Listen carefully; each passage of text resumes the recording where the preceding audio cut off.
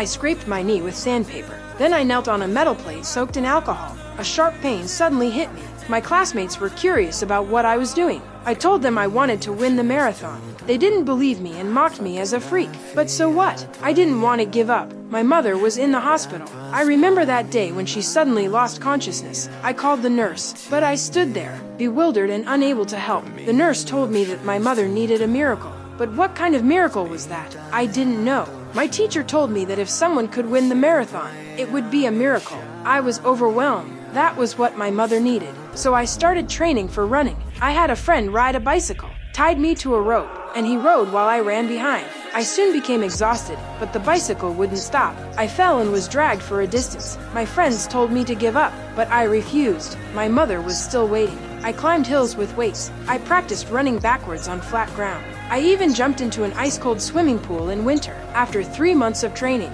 finally I qualified for the race. I was the only one wearing a vest. The race began. At first, I was in the front. It was getting colder and colder, and I was getting more and more tired. But I didn't stop. I didn't know this caught the priest's attention. Sadly, no miracle happened. After the race, the teacher told me he could teach me a more scientific training method. So I followed him, training from day to night. The coach was curious about how I managed it, because I didn't want to be an orphan. That day, I prayed sincerely in front of my mother. Then I boarded the train to Boston. The Boston Marathon began. I broke out first and maintained the lead. The teacher cheered me on. Every time someone passed me, I quickly caught up. In the last 200 meters, only one other person and I were left sprinting. Could I pull off a miracle?